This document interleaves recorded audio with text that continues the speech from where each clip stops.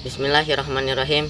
Saya Gibran Muhammad Latif Al-Kausar dari MTS Milbos, Magfiro Islamic Leadership Boarding School, sebagai peserta dalam pidato Islam tingkat nasional yang diselenggarakan oleh Insan Cendekia Boarding School, Payakumbuh, Sumatera Barat. Assalamualaikum warahmatullahi wabarakatuh.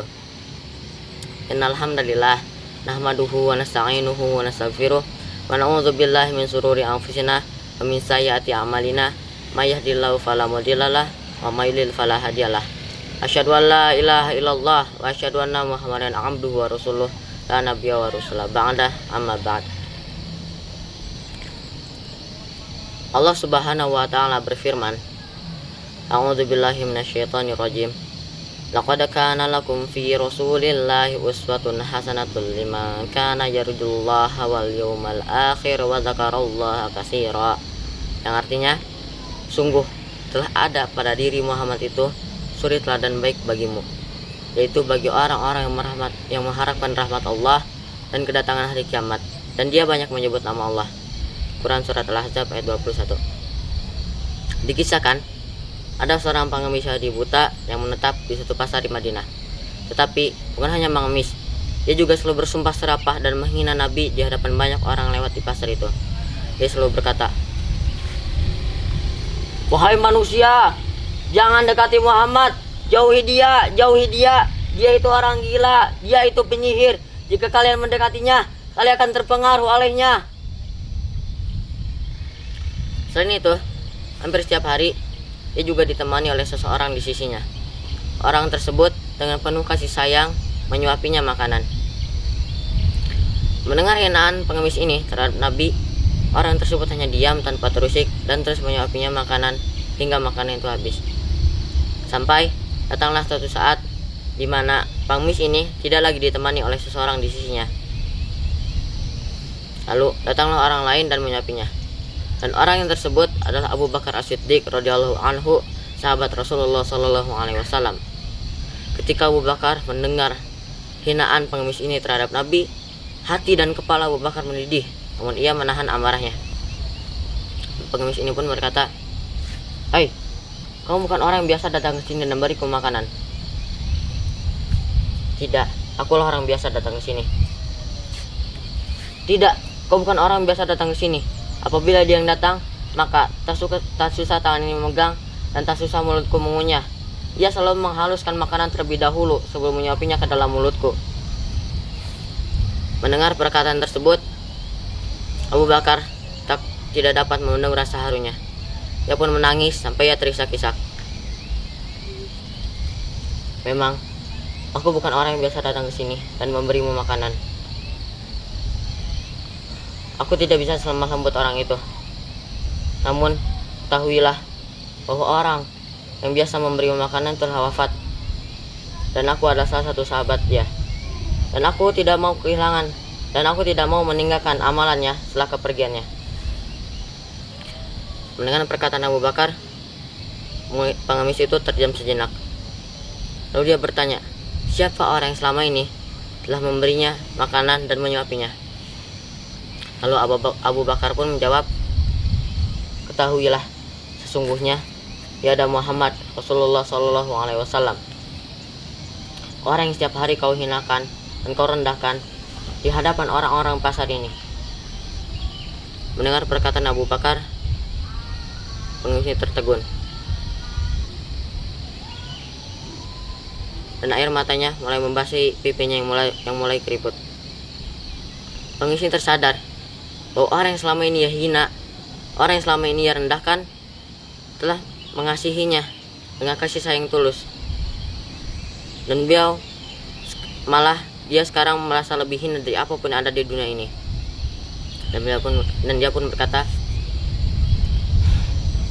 "Aku telah memfitnahnya, aku telah menghinanya, bahkan ketika ia berada di sisiku. Namun ia tidak pernah memarahiku. Dia malah dengan sabar menghaluskan makanan yang akan disuapinya ke dalam mulutku. Dia begitu mulia," kata pengemis ini di dalam tangisannya. Dan subhanallah, seketika itu juga pengemis buta ini masuk Islam. Ia bersaksi di hadapan Abu Bakar As-Siddiq mengucapkan 2 kalimat syahadat, asyhadu an la ilaha illallah Muhammadar Rasulullah. Ia memilih memeluk Islam setelah cacian dan makiannya terhadap Nabi Shallallahu Alaihi Wasallam dibalas dengan kasih sayang tulus.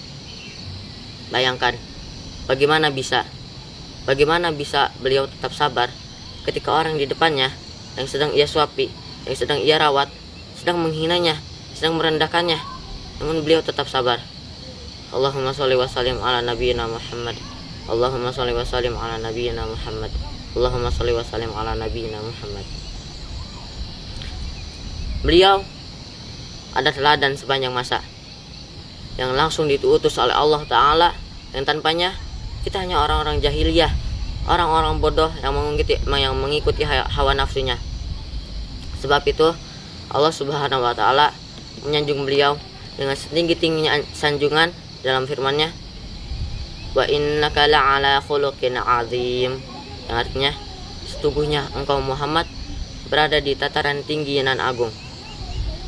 Quran surat Al-Qalam ayat 4. Tidak ada satu umat, bangsa atau peradaban yang memiliki suri teladan yang senantiasa up to date sebagaimana kaum muslim yang senantiasa meneladani Muhammad Shallallahu Alaihi Wasallam dalam semua aspek kehidupan, mulai dari bangun tidur hingga tidur lagi berusaha mencontoh Nabi.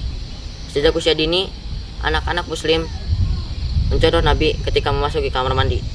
Adab dan doanya pula dihafal luar kepala.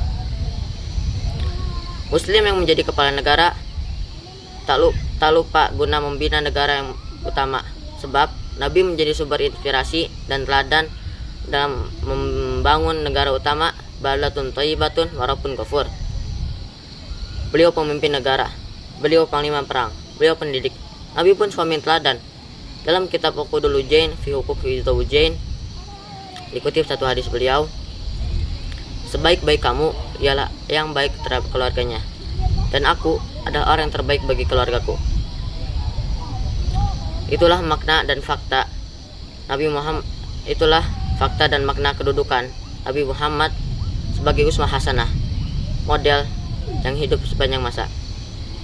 Meskipun 14 abad berlalu, keteladannya tetap hidup dan relevan, dan hanya kaum muslim yang memiliki model sepanjang zaman. Qul in kuntum tuhibbunallaha fattabi'uni yuhibbukumullah wa yaghfir lakum dzunubakum. Katakanlah, jika engkau mencintai Allah, maka ikutilah aku. Niscaya Allah akan mengasihimu mengasihi dan mengampuni dosa-dosamu. Quran surat Al-Imran ayat 31.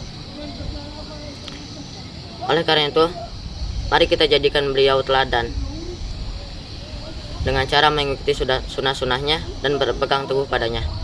Dan sekian yang dapat saya sampaikan. Bila ada kesalahan mohon dimaafkan, karena sesungguhnya semua kesalahan itu berasal dari setan dan manusia, dan semua kebaikan berasal dari Allah. Assalamualaikum warahmatullahi wabarakatuh.